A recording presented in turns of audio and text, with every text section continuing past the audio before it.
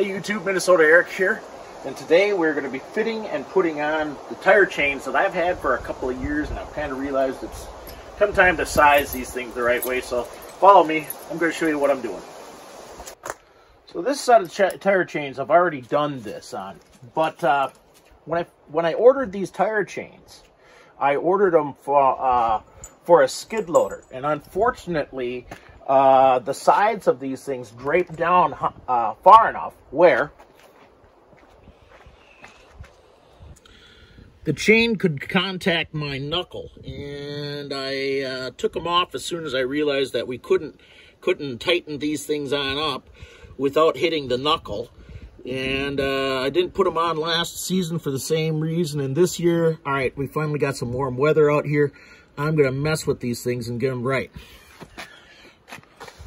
So on this chain, this is how they came originally, and by the time you tighten this down, it's this portion of the chain that would rub onto the steering knuckle, and I can't have that. So what I've got to do yet to this chain is there's a pin here. I got to pop this down and take out a link on this side, and take out a link on this side, popping the pin up and down. And there's a bit of a process to do this, and I guess I'm going to detail how that's done and show you the best way I've come up with it after experimenting. You see this pin here? This pin can get driven out, and then once the pin is out of the way, you can move the links, right?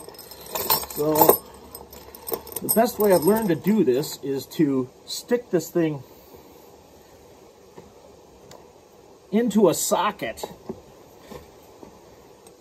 and then I'm using a roll pin punch, and then you pound this thing out, and then I gotta figure out where the buddy is. Okay, so there's one link there.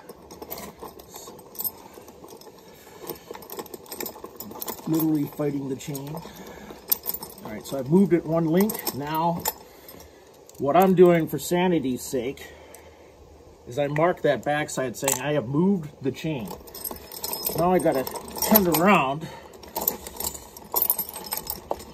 and I gotta make sure that these two links kind of stay out of the path of the roll pin, right? And now it's just a matter of hit it any way you can to get that thing in there. And then again, for sanity's sake and taking track of things, I'm hitting it with a silver paint pen to mark that link is done. Otherwise, it's hard to keep track of everything. So, and I'm using an 1.5-inch socket, shallow socket. So off we go to do the rest of the chain.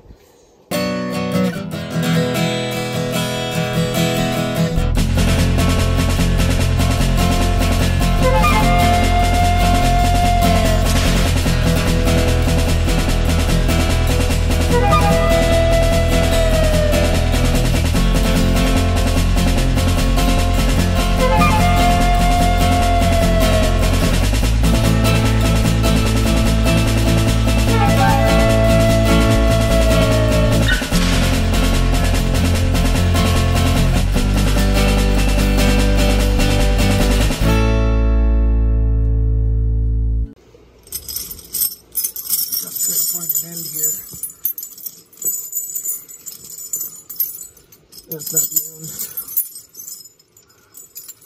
There we go.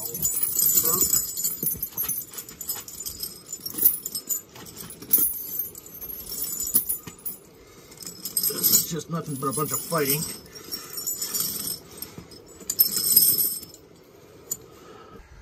So as you can see with this chain, it's about an inch, 1.5 inches narrower now, having had one link taken out on each side. And what this does is it makes the whole chain for the wheel longer, but we can trim off the excess and still get this thing to fit. All right, YouTube, it's a multi-day journey with these tire chains, and it's super windy. I put a box over my iPhone that's on a tripod. Hopefully you can hear all this. But so one of the problem I'm running into with reducing the width on these chains by one link on every one of these cross links is that normally when you tighten this chain up, you're using these links that don't have any of the forestry studs welded onto them. And unfortunately, to get the chain tight on the other side, I started running into the point where I was getting into these forestry studs. Well, that's a hassle. So today I'm just going to try to tighten this chain up to the degree that the next time I come at this, which will be tomorrow, when I cut the side links, that's all I'll have to do is cut the side links and fit the chain side to side. So, and why am I not going to do that today? Because it gets dark. It just gets dark soon, and it's colder than a pistol, and I'm not used to working outside this weather. By the end of winter, I'll think it's warm right now. Anyway, it is what it is. Okay, so something I'm doing here, because there's a lot of slack on the bottom of the tire, and so in order to tighten this up, you kind of got to move the side chains along with. And so the strategy I'm using right now is I tighten up one side, loosen up the other side. As I tighten up one side, I try to take up the slack on the other side.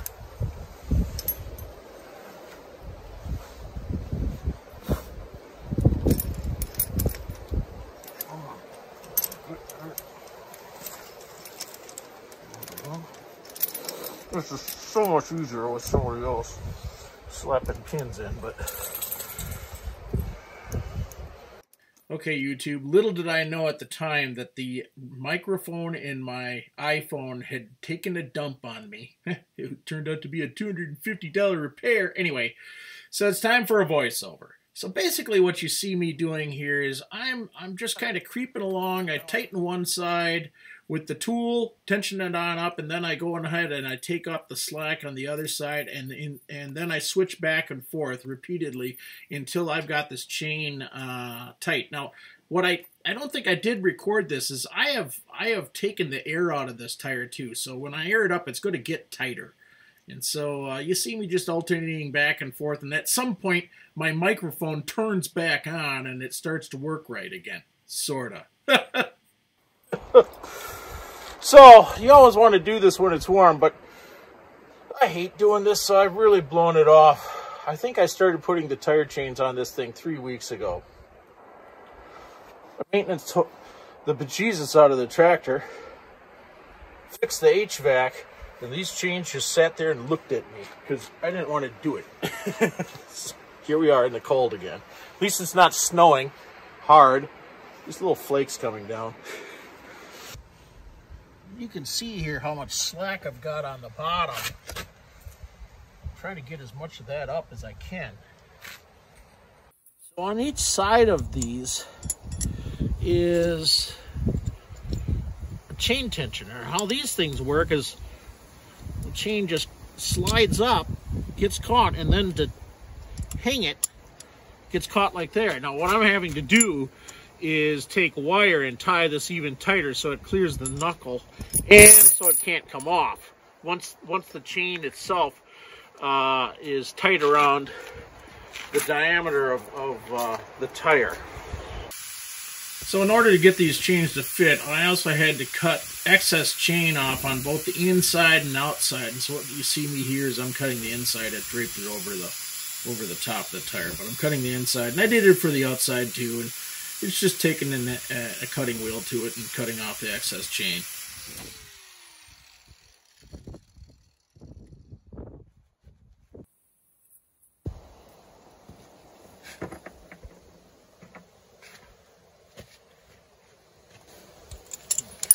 So we're going to pull this on up. You can see that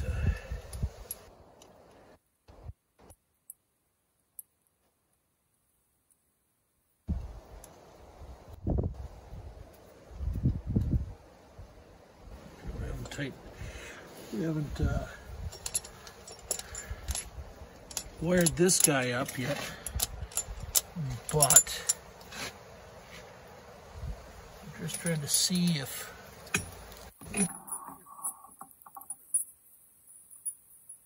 you can see where I hit it before.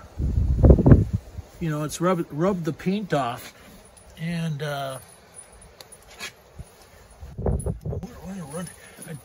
that was transporting to one driveway and back, and I realized I was having a problem, and then it stopped snowing, so I didn't have to address it. So I took off the chains in disgust, and we'll secure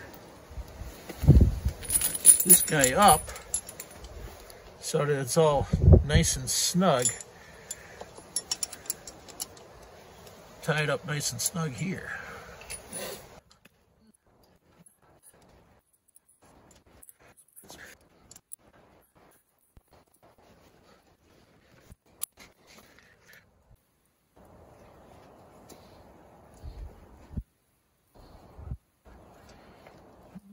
Tail is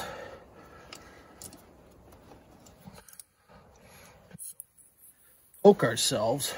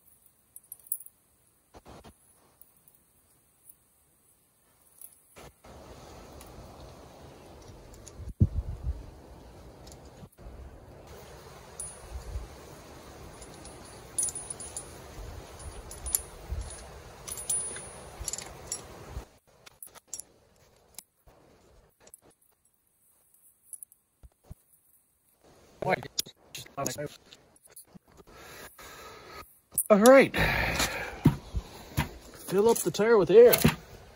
All right,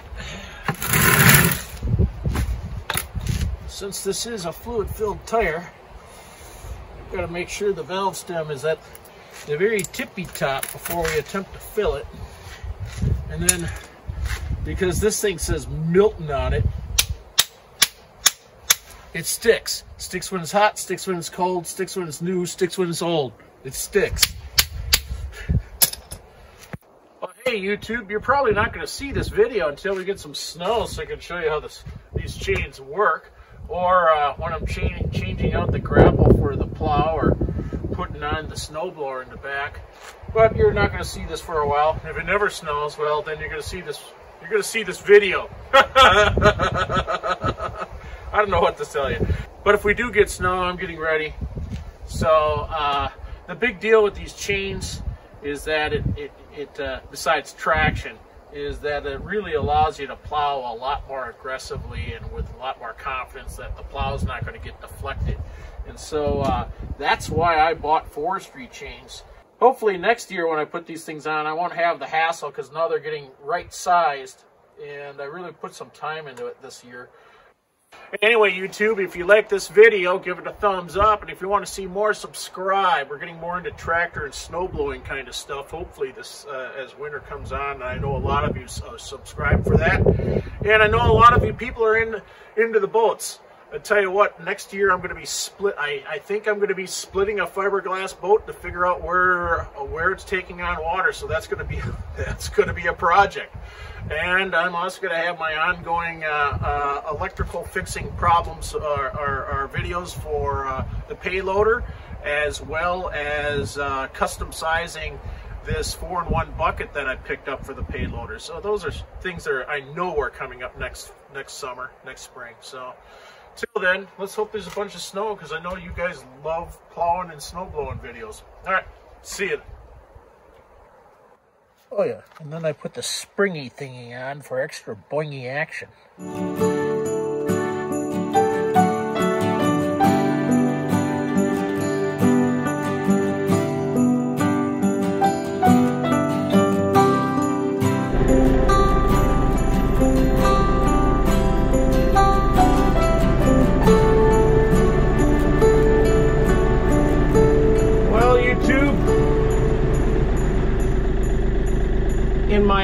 going, I hate GoPros, hassle factor.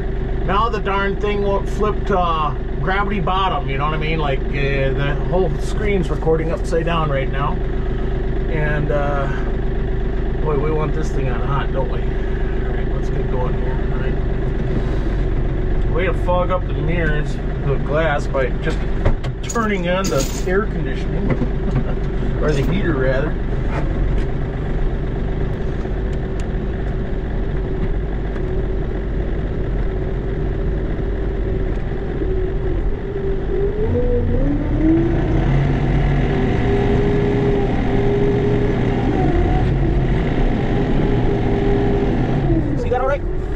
I had this thing idling for quite some time.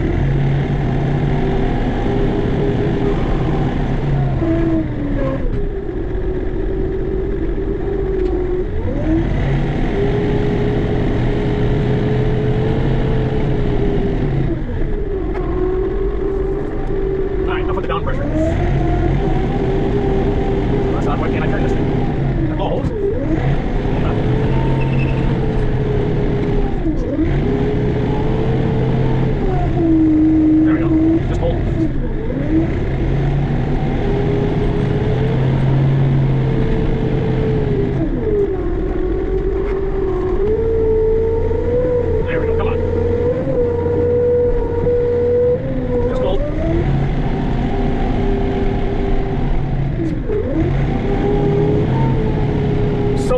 With chains, okay? I got my Forestry chains on here. Oh dear, I just remembered I've got an extension cord going across the road right here. I do not want to wreck.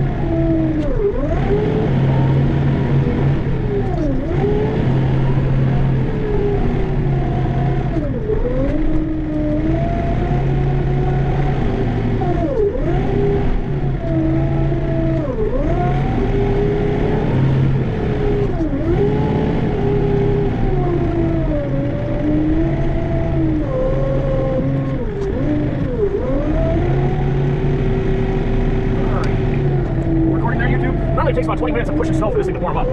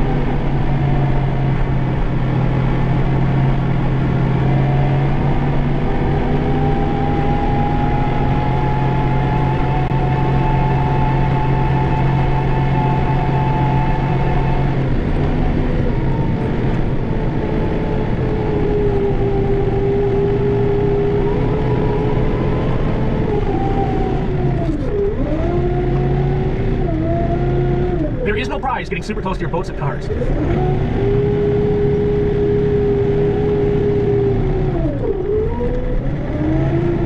Something what do I do? Super close to my boats and cars.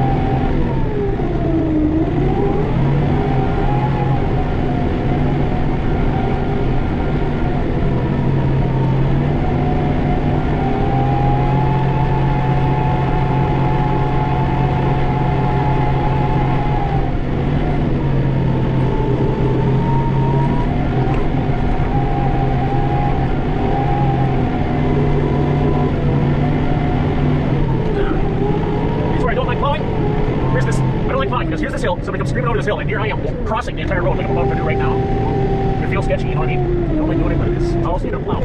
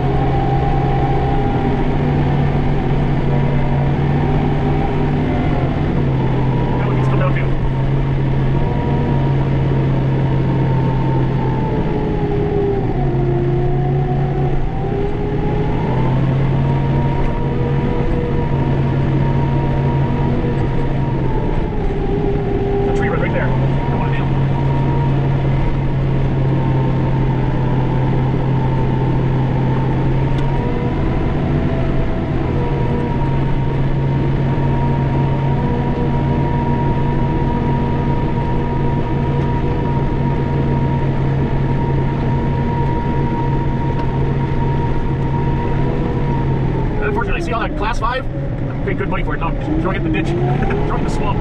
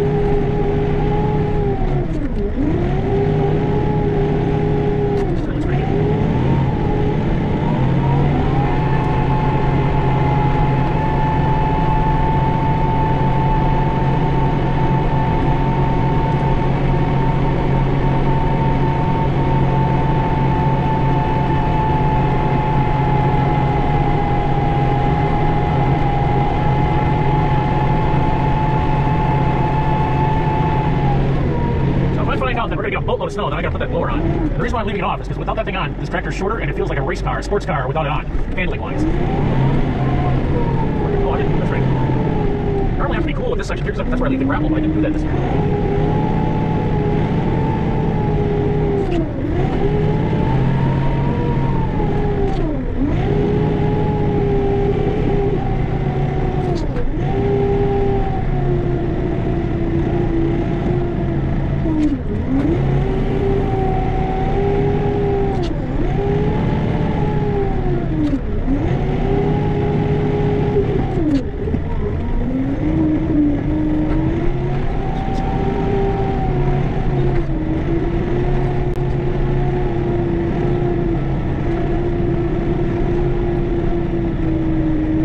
And you go, ooh, this is sketchy. There's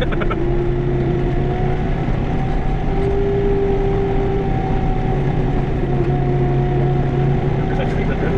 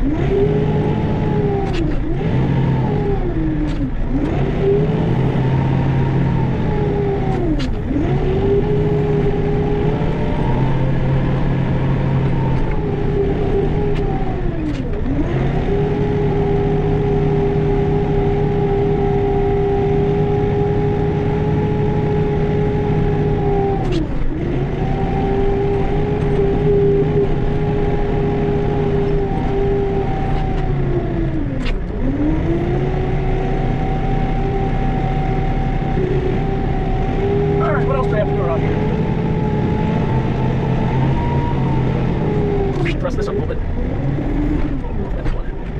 So I've got my pucks so that there we go. I'm really scraped too much on that tree root. That's what I did.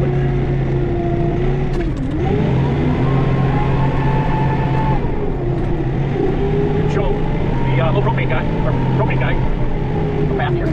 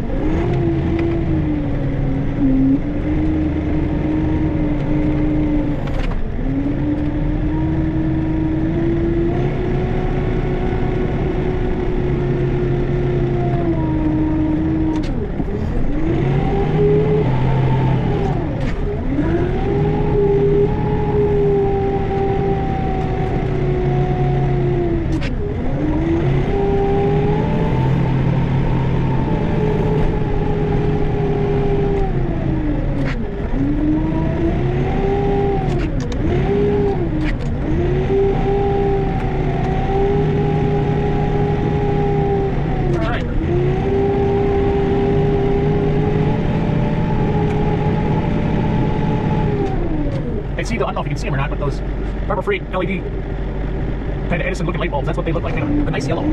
Straight lights.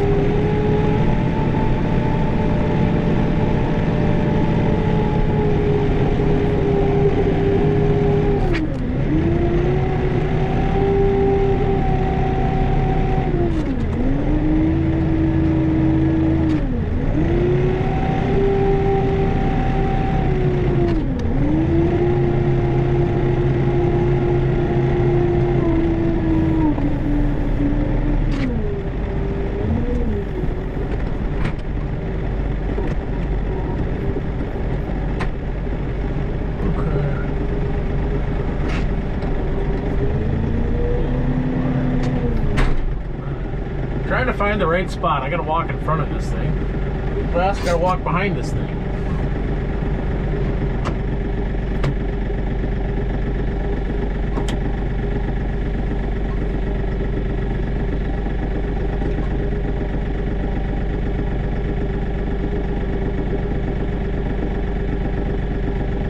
Give our turbo a little chance to cool down just a little bit here. I don't think it's hot, but give it a little chance.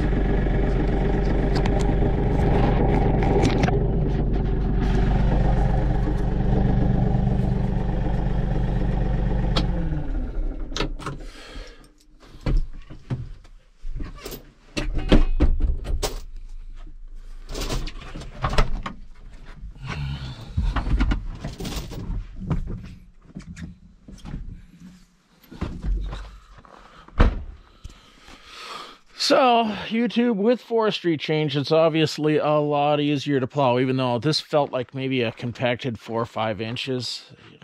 It was crusty, you know, crusty, hard snow. But the chains sure make a difference, a huge difference.